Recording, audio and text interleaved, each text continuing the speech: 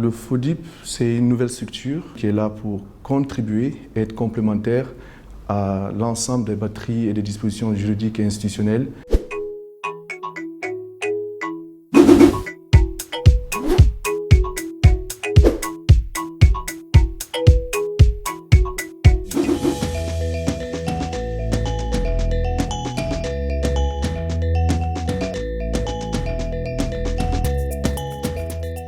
C'est une structure de l'État qui a pour mission de mobiliser des ressources privées, publiques, nationales et internationales pour participer au développement industriel et des PME, en finançant des projets et programmes dédiés au renforcement des capacités, en participant à la réduction du coût de financement pour les entreprises, donc l'accès et le coût de financement, et puis contribuer autant que possible à l'éclosion d'un écosystème entrepreneurial solide et compétitif.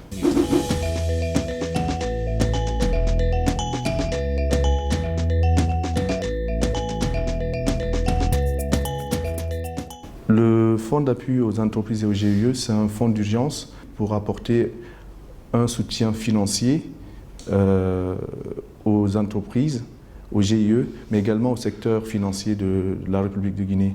Bien sûr, il y a des conditionnalités, puisque comme c'est un fonds d'urgence, ce sont des fonds remboursables. Je précise bien, ce n'est pas une subvention gratuite qu'on distribue. Il y a des conditions d'éligibilité.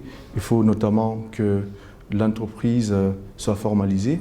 Nous avons un rôle de veille et de surveillance pour s'assurer que les mécanismes qui seront mis en place seront bien exécutés et que les missions et les défis auxquels nous faisons face seront relevés et conformément, comme je le disais tout à l'heure, à la volonté de nos mandataires, mais aussi selon les besoins des bénéficiaires.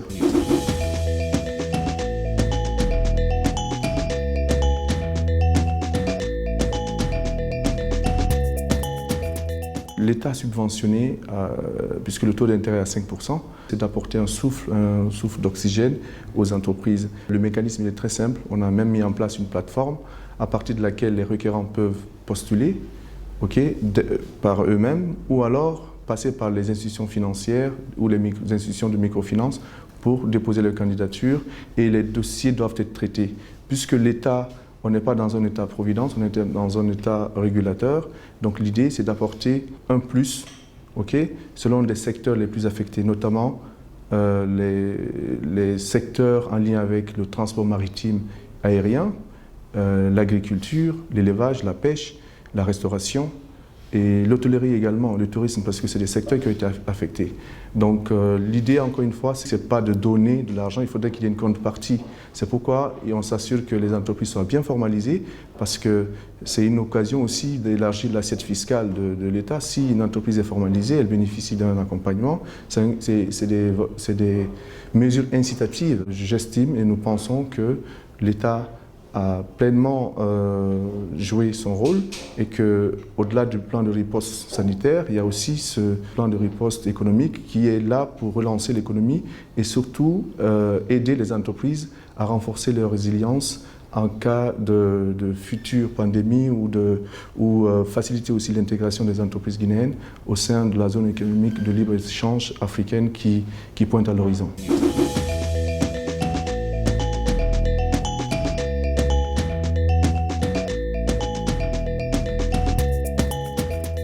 La BSTP et le FODIP, de façon générale, nous visons tous les mêmes objectifs. Chaque élément, ce n'est qu'un maillon de cette chaîne de l'écosystème.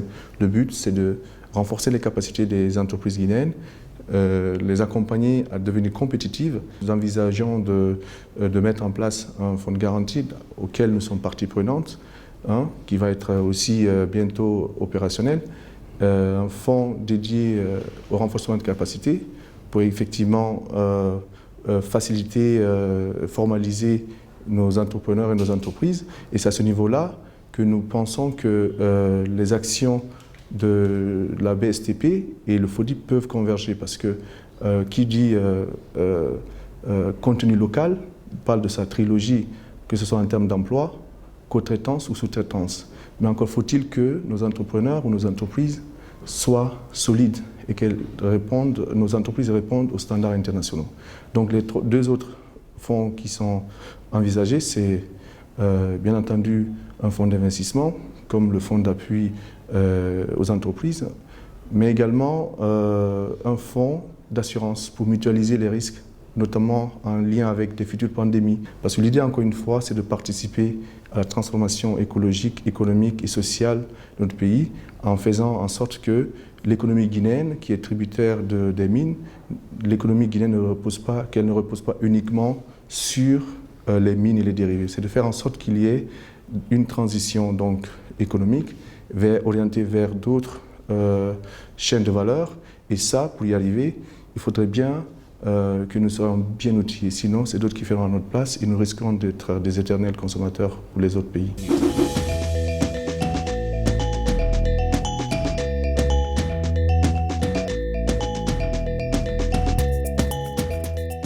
Je les invite d'abord, à titre d'information, d'aller sur le site de FODIP, fodip.gov.gn. Je peux me permettre de passer un appel, c'est de dire, il faudrait que nous croyions en nous-mêmes, qu'on soit jeune ou moins jeune, femme ou homme, c'est de croire en nous et de croire que tout est possible. Comme je le disais tantôt, on est à une mutation mondiale, c'est-à-dire que plus rien ne sera comme avant, notamment avec la Covid-19. On se rend bien compte que il y a une interdépendance entre les États, une interdépendance entre, si on prend même le cas de la Guinée, entre les régions et la capitale où nous avons l'essentiel des marchés. Donc l'idée, c'est de croire en soi, de croire que, à l'instar des autres pays, que nous pouvons réussir ici, nous pouvons créer de la richesse ici, nous pouvons évoluer chez nous. Et à ce titre, nous avons comme objectif d'une part, d'aller vers les régions, d'aller à la rencontre des gens, de faire en sorte que selon les avantages comparatifs des différentes régions, qu'il y ait des activités génératrices de revenus, en mettant en place par exemple des centres de conservation pour des produits laitiers ou agricoles, qui sont la base de de toute transformation et la base de toute industrialisation. Donc l'idée, c'est de favoriser l'économie réelle dans ces zones-là pour que les industries aient des intrants et qu'on soit moins dépendant de l'extérieur. Autre défi aussi, c'est de faire en sorte que actuellement nous avons 17% d'entreprises qui sont gérées par des femmes, et de faire en sorte que ce ratio monte à 30%. Nous savons tous le rôle que jouent les femmes au sein de l'économie, mais c'est de façon informelle. Donc l'idée, c'est de les renforcer, de les accompagner et à coup sûr, il y aura de la valeur ajoutée. Et pour finir, nous pensons que c'est grâce à l'effort de tous et de chacun que nous pouvons un jour estimer que nous avons amorcé l'émergence de notre pays qui est tant souhaitée par nos autorités.